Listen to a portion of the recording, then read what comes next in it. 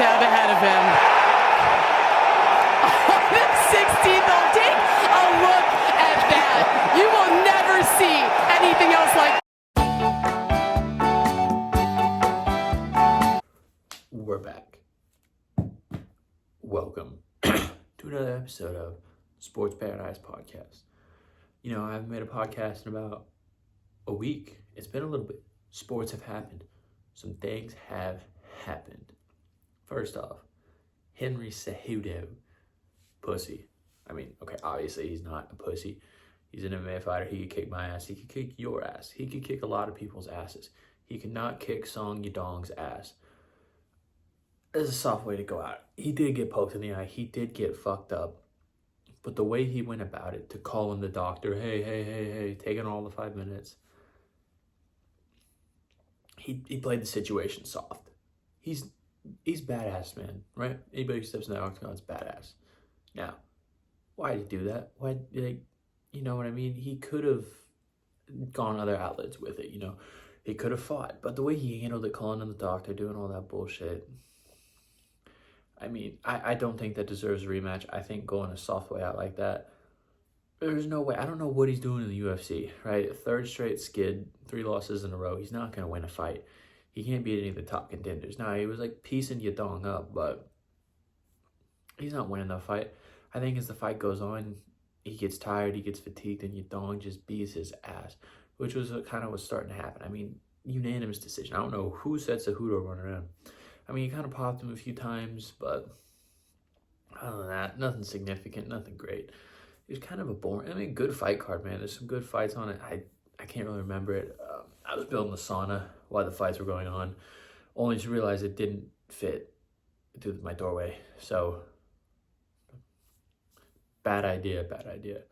But, you know, in need of a sauna. Sauna would be fucking sweet.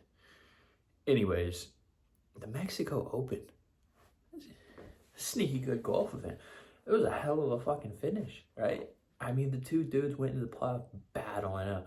Ben Campbell, the winner, had everything to lose, right? He just granted tour status until 2027. $1 fucking million.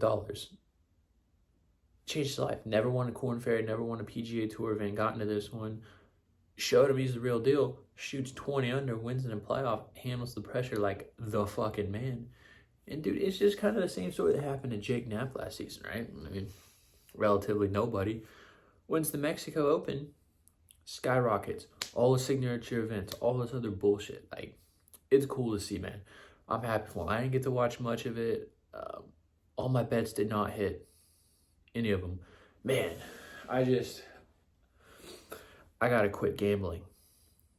I won yesterday. College basketball, a little NBA splash in there too.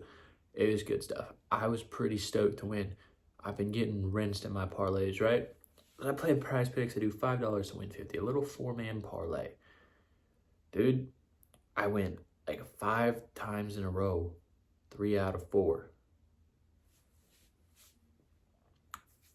It was just beating me down mentally. Hey, like, I think I know how to gamble with sports better. You know, I read Billy Walters' book, who's the greatest sports gambler of all time. If nobody's read this book, Billy Walters, hell of a fucking read. I would recommend checking it out. It's going to make you want to gamble, and it's going to make you think you can win. You can't. Nobody can win except him. Very few people can win. You're not good at sports gambling. You don't know sports like you think you do. Trust me, you don't. That's why it's a business. They take all your fucking money and you lose. And if you start winning, they'll fucking handicap you and limit your limits. Like, it fucks you. Like, if you don't have your limits like taken down, you're not a good gambler, because winners have their limits shot in the fucking half. It's silliness, man. It's just absolute silliness. Now, am I going to keep gambling? Absolutely. I'm going to Vegas in 2 weeks. My Prize Picks account's up to $175, right? I need some walking around money. I already had money I won at the slots here, locally. Taking that to Vegas, 20 grand. I will win 20 grand. I'll show it here once I win 20 grand. It's going to be fucking sweet. I'm stoked. You better be stoked. Let's just get after it. back on to sports. Enough with gambling. I mean, everybody gambles. It's cool. It's cool. It's what we do. USA hockey. Dude, I've liked hockey. Hockey's sweet. That first game against Canada with the 3 fights, fucking unbelievable. Like, I mean, that game, I think it brought in hockey fans. 3 fights, just the Chuck Bros beating some dickheads like they are, getting after it. We even beat the fucking Canadians. The Canadians are a different class. Like, we're catching up, man. We're getting there, but Canadians are different gravy. Like, they're a different class. They're so goddamn good. They have so many good players. They have all the best players on the same team. It makes it a little bit unfair, but man, we nicked them. We nicked them in the preliminaries, but they beat us in the championship. Overtime. Dude, it was brutal.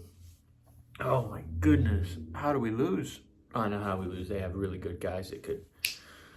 It is what it is, man. I think the game of hockey grew. I think it showed other sports their all-star games suck. NFL playing flag football, soft. NBA All-Star game is soft. Like, all the All-Star bullshit is soft. These dudes don't give a fuck anymore. Like, it's kind of embarrassing the way they kind of go about it. I wish All-Stars games would mean something again, but they don't. And will they ever again? I don't know. I really don't know. I mean, it's just kind of, it sucks. It's embarrassing at this point. NHL showed, dude, they grew 10 points in my book. They're running amok now. We're getting after it. It's pretty damn sweet. I don't have much to say on this podcast, but we're just getting back into the swing of things, right? Much more to come. Big events to go.